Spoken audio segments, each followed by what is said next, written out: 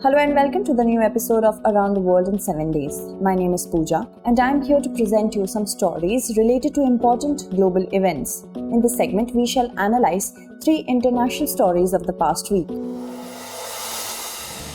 First of all, we shall discuss the significance of Prime Minister Narendra Modi's recent visit to Nepal. Secondly, we shall talk about Kurds and how is Turkey related to them.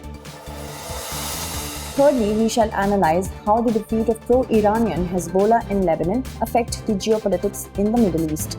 Let's begin with our first story.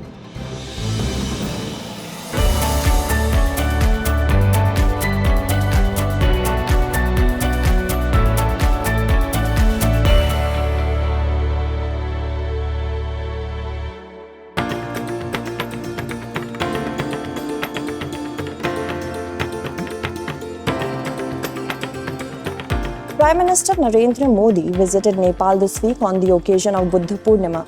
Since the occasion was Buddha Purnima, Prime Minister Narendra Modi visited Lumbini, the birthplace of Mahatma Buddha. On this occasion, a foundation stone laying ceremony of the Buddhist Culture and Heritage Center was organized. Prime Minister Modi also attended the ceremony. Prime Minister Narendra Modi and Nepalese Prime Minister Sher Bahadur Deuba met on this occasion.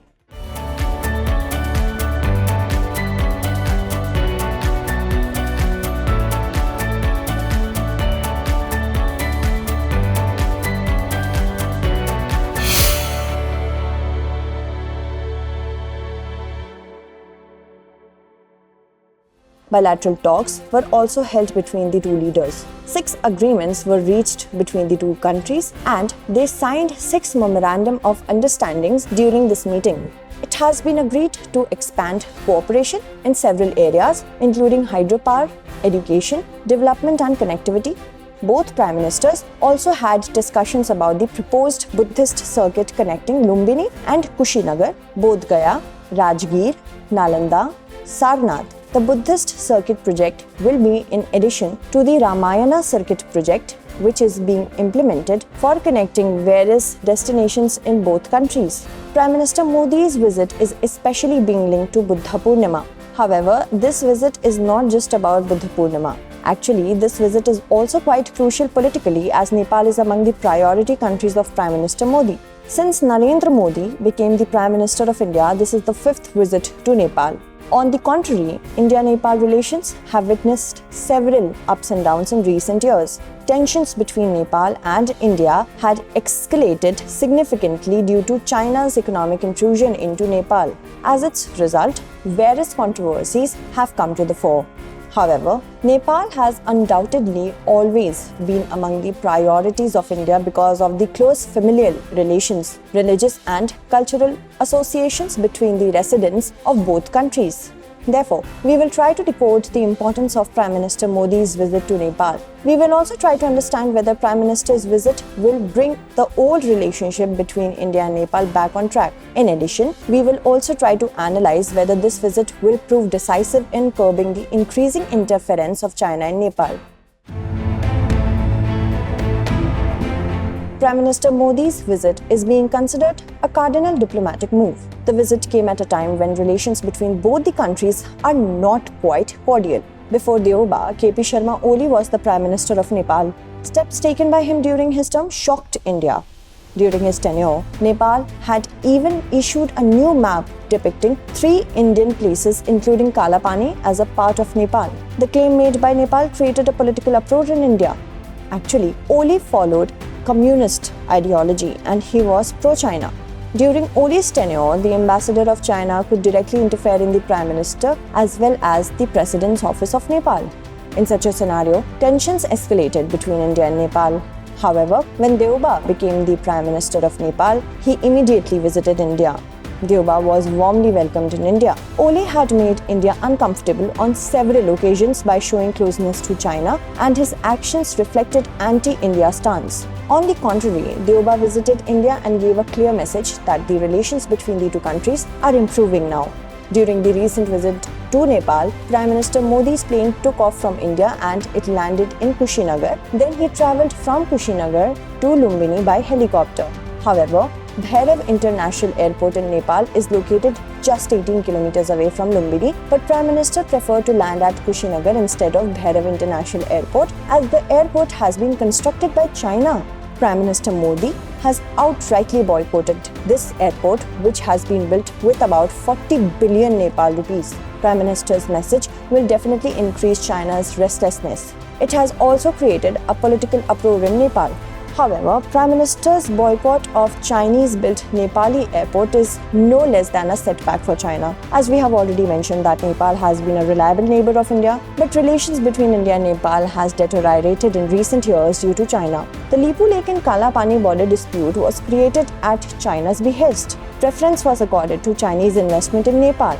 Besides, a negative image of India was also projected in Nepal. Therefore, India is leaving no stone unturned to weaken China's presence in Nepal. However, the ongoing circumstances in Southeast Asia are also exposing China's expansionist policy. At present, Sri Lanka is going through an economic crisis due to China's debt trap policy. However, Nepal has recently given a strong message denying to fall in China's debt trap. Chinese Foreign Minister Wang Yi was on a visit to Nepal recently. However, Nepal declined loans offered by Wang Yi. Nepal stated that it would only accept grants and not loans.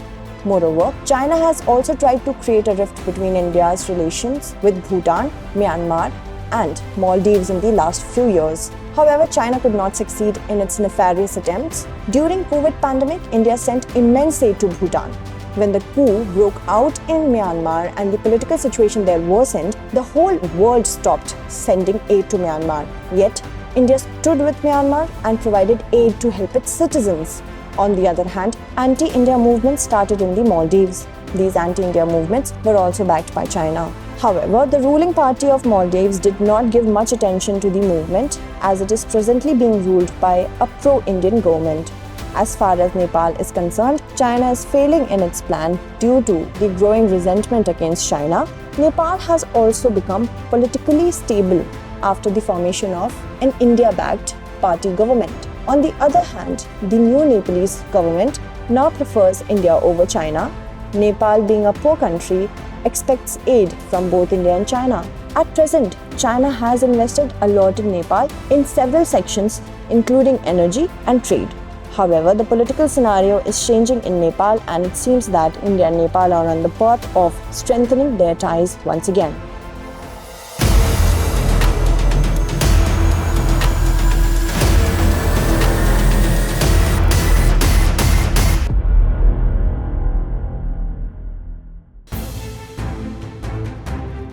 It is an open secret that Russia has major issues with the US-dominated military organization NATO. Whenever any European country expresses its intent to join NATO, Russia gets restless. Russia then issues the warning to that country against doing so. And in case of non-compliance, Russia threatens to attack it. After Russia's attack on Ukraine, when European countries, Sweden and Finland, decided to join NATO, then Russia threatened these two countries as well. But it is no longer the only country to do so. Now, another country has joined this group. Turkey, a member of NATO, has objected to Sweden and Finland joining NATO. Turkey has stated that both countries have close links with the separatist Kurdish community of Turkey and they are openly supporting the Kurdish community. This act of Sweden and Finland is affecting Turkey's internal security. Turkey further added that if Sweden and Finland join NATO, then both countries will become Turkey's allies. In such a scenario, it will be difficult and humiliating to accept that Turkey's allies are backing Kurdish separatist groups challenging Turkey. Now the question arises that how Sweden and Finland backed Kurdish separatist groups are related to Turkey. Turkey has made several objections regarding Sweden and Finland joining NATO. Turkey has made it clear that it wants its concerns to be addressed before including Finland and Sweden in NATO. Turkey is mainly concerned about the Kurdish separatist organization PKK, that is, Kurdish Workers Party, present in Turkey, and the organization YPG, that is, People's Protection Units, present in Syria. Turkey believes that Finland and Sweden have been supporting the PKK and YPG, which have been waging an armed conflict against the Turkish government for several decades. Thousands of people have lost their lives in this conflict. The Kurdish community is an ethnic group largely present in the Zagros and Eastern Taurus mountain ranges. The Kurdish groups want to establish a separate country called Kurdistan, which includes eastern Turkey, northern Iraq, western Iran, and northern Syria, and small parts of Armenia. At present, Iran and Iraq have officially recognized it as a separate community and have granted autonomy to Kurdish regions. It includes Iran's northwestern province of Kurdistan and Iraq's Kurdish autonomous region. Kurdistan has been the home of Kurds since ancient times. Apart from adopting Islam after the Arab conquest, there is no clear opinion regarding the origin of the Kurds at present. Later on, the Kurds established their identity by playing a cardinal role in West Asia's turbulent history. However, later on, this identity became more established as tribes or disturbed groups rather than civilized groups. The Kurdish community may have played a cardinal role in West Asia's history, but they could never enjoy political unity. With the disintegration of the Ottoman Empire after World War I, it seemed that an independent Kurdistan country would be established for Kurdish nationalists. However, it could not happen due to the Turkish military revival under Kemal Atatürk. Later on, some Kurdish groups resorted to violence to further their cause. The most important of these Kurdish groups was Kurdistan Workers Party or Partiya Karkaran Kurdistan, that is PKK, which was led by Abdullah Öcalan. PKK is a leftist group established in 1978. In 1984, it began its armed campaign against Turkey from its bases in Iraq. However, PKK had become involved in violent attacks by the end of 1970s itself. Nonetheless, the PKK launched an armed campaign for establishing an independent Kurdish state or attaining complete Kurdish autonomy. PKK also got support from the Kurds living in Syria and abroad in this campaign. Moreover, PKK funded the independence campaign with the money earned through criminal activities. Turkish governments granted Kurds with cultural concessions in 1991 and limited autonomy in 1993 for resolving the Kurdish issue. However, Kurds were not allowed to establish political parties as the Turkish government intended to suppress the rebellion militarily. Martial law was also imposed in Kurdish areas for this purpose. The conflict between Kurds and Turks had become the largest civil war in the Middle East by 1993. It is estimated that between 1982 and 1995, about 15,000 people were killed in this conflict. Dozens of villages were destroyed and hundreds of residents became homeless. Most of them were Kurdish citizens. Later, Turkish forces also attacked PKK bases in Iraq. This development took a new turn in the 2010s when the Islamic State emerged in Syria and Iraq. Due to a weak government in Iraq and the civil war in Syria, these countries could not stop the rise of Islamic State. Hence, Kurdish fighters emerged as a major force in the fight against Islamic State in both countries. By doing so, Kurdish forces gained international sympathy as well as they took control of numerous strategic territories and properties. Such autonomy and international support also raised new hopes for independence, but those hopes were also short-lived as a referendum for independence held in the Kurdish autonomous region of Iraq was passed with overwhelming votes in 2017. Iraqi forces then immediately launched an aggressive military operation to recapture some of the strategic territories from the Kurds. When the US forces refrained from supporting the Kurds in northeastern Syria in October 2019, then Turkey also launched a similar offensive in Syrian territory to subdue Kurdish forces. Thus, the conflict between Turks and Kurds is going on till now. That's all about the link between Kurdish separatist groups and Turkey. Now we have understood that why Turkey has issues with those countries who openly support the Kurds. Now another question arises that whether Sweden and Finland are really supporting the Kurds? If yes, then why? People of Kurdish community reside in Sweden and Finland in large numbers. Sweden has several MPs of Kurdish origin. Hence, Turkey claims that the PKK is fundraising and recruiting fighters in Europe. This work of fundraising and recruiting fighters is going on a large scale in Sweden as Kurds have strong, open and accepted presence there. Turkey has stated that if Sweden and Finland want its support for NATO membership, then they will have to control PKK bases activities and organizations, also individuals and other types of presence in their lands. However, Turkey has not been able to provide any evidence which shows PKK's relations with these two countries. Now another pertinent question arises that whether Turkey will have its consent to Sweden and Finland joining NATO in such a scenario. Turkey plays a pivotal role in NATO as it has one of the largest armies in the organization. Turkey has made it clear that it is not against Finland and Sweden joining NATO, but it wants to address its security concerns first.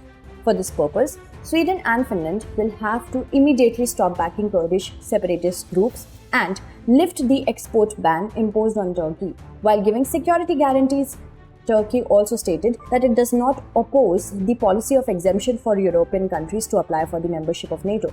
Meanwhile, Finnish President Sauli Niinisto has also agreed to hold talks with Turkish President Erdogan. Significantly, the consent of all 30 members of NATO and their parliaments is mandatory for a country to join NATO. Turkey has been a member of NATO for the past 70 years and it may be put under pressure to approve Finland and Sweden's inclusion in it. Because if Finland and Sweden are included in NATO, then its position will strengthen in the Baltic Sea, as it will have direct access to Russia. It remains to be seen as to what strategies are adopted by the US and other NATO members to find a way through this.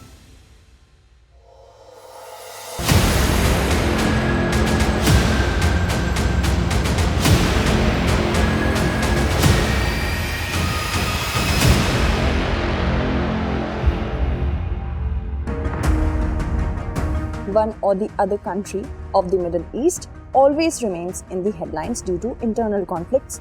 But recently, a country in the Middle East is in news for political reasons. The results of the general election in Lebanon came out last week. Iran-backed ruling party Hezbollah could not touch the majority figure, and it is believed that this party will lose its power. So today we will understand why this election is so special for Lebanon and what it has to do with the geopolitics of the Middle East. First, let's understand Lebanon. Lebanon is a Middle Eastern country. It shares its borders with Syria in the north and east and with Israel in the south.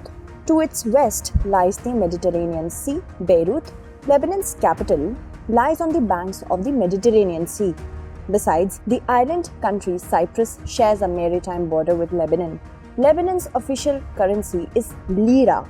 Since its independence in 1943 and under a national treaty, Lebanon has been a parliamentary democratic republic which is governed by confessionalism. Under confessionalism, Lebanon's political power is divided between three major sects and religions: Sunni Muslims, Shia Muslims, and Christians. This partnership system has been adopted because of the population of Christians. Sunni Muslims and Shia Muslims are in almost equal proportion in Lebanon. According to a recently released data, Lebanon has about 31.9% Sunni Muslims, 31.2% Shia Muslims, and 32.4% Christians. Druze, Baha'is, Buddhists, Hindus, and Jews comprise the remaining population of Lebanon. Under confessionalism, the post of president has been fixed for Maronite Catholic Christians, and post of prime minister has been fixed for Sunni Muslims, and the post of speaker of parliament has been fixed for Shia Muslims. It is obvious that due to this confessionalism, religion and sects have dominated the politics of Lebanon. Political factionalism and communal division increased further, and it deepened social divisions and promoted political instability. Moreover, the whirlwind of coalition and confessional politics never allowed Lebanon to recover from its political instability. Therefore, Lebanon always lacked a strong government, and it led to social and economic disaster. At present, Prime Minister Mikati Saad Hariri's future party, Hezbollah, is leading a coalition consisting of Amal, Hope Movement, and Progressive Socialist Party of Druze. This coalition had 71 seats out of total 128 seats, while the majority mark for forming a government in Lebanon is 65 seats. Now one may ask, why is the recent election result so special to Lebanon? There was resentment among Lebanese people against the present government, and they wanted change in power. This resentment started in 2019 when Lebanese people took to the streets against the government due to the economic crisis. Thus, the economic crisis soon turned into a political one. However, the anti-government protests failed to achieve its goal as they were crushed by government. The protests were organized against Lebanon's financial default and economic slowdown, which pushed more than 3/4 of Lebanese people into poverty. People's resentment knew no bounds when the government failed to avert a devastating explosion in Beirut in 2020. This was the first election after the resentment against the present government. Hence, people voted against the present government in large numbers in these elections as they had made their minds to usurp Hezbollah and its allies out of power. Hezbollah's exit from the government is expected to bring about a major change in the geopolitics of Middle East. Now the question arises as to how the geopolitics of the Middle East is related to Lebanon and its election. Lebanon's present Hezbollah government is considered pro-Iranian, as Hezbollah and its ally have not been able to win the required seats to form a government in the recently held elections. Therefore, Lebanese people believe that it will not succeed in forming the government. Hezbollah's most vocal opponent and a Saudi Arabia-backed party, that is Samir Ghaghia's Christian Lebanese Army Party, has emerged as the biggest winner in the elections. However, this party too could not cross the majority mark. This party is also held responsible for throwing Lebanon into a civil war from 1975 to 1990. This civil war was against the aristocratic Maronite Christian clans whose leaders traditionally dominated the socio-political fabric of Lebanon. With no party able to cross the majority mark, the equation can still go in anyone's favor. There is little hope of any significant political change in Lebanon due to the lack of an absolute winner in the elections. The Christian Lebanese Army Party can ally with the Sunni bloc for forming a new powerful coalition. If this alliance takes shape, then it will not be good for Hezbollah, as the Gulf countries led by Saudi Arabia have been pushing for the disarmament of Hezbollah's military wing for a long time, whereas Hezbollah has always said that it will not give up its arms. Hence, Hezbollah will leave no stone unturned for forming the government. On the other hand, Saudi and Iran, which are competing to become the leader of the Middle East, will also try to form the government of their choice in Lebanon. It will be interesting to see whether Iran maintains its dominance in the geopolitical arena of Lebanon or whether Saudi Arabia and America succeed in influencing politics in Lebanon. Now, after the major news, let us also take a look at some other important international news. US President Joe Biden approved the redeployment of US troops in Somalia. It aims at countering the rebel group Al-Shabaab in Somalia. White House Press Secretary Karine Jean has stated that the US could send about 500 soldiers to Somalia. Earlier, about 700 American soldiers were stationed in Somalia.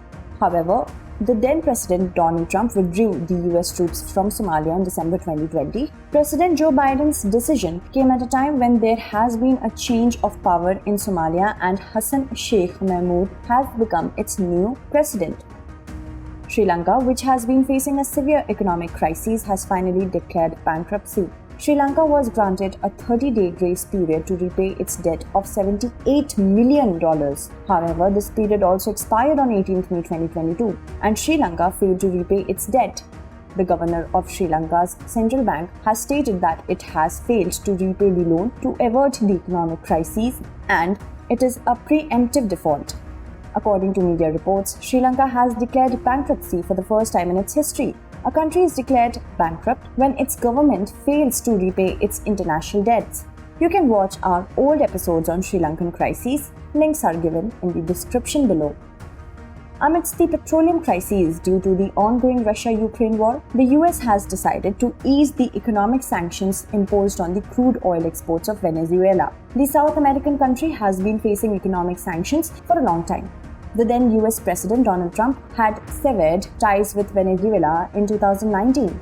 He then declined to recognize Nicolas Maduro as Venezuelan president and imposed several sanctions on Venezuela's oil, finance and commerce sectors. Likewise, the US has also decided to ease the sanctions imposed on the Caribbean country Cuba. It includes increasing the number of consular services and visas for the US Embassy in Cuba. simplifying the application process for American families to visit their relatives in Cuba, and supporting remittances to Cuban entrepreneurs. However, this move of US towards lifting sanctions is extremely limited. The US has not ended long-standing sanctions on Cuba.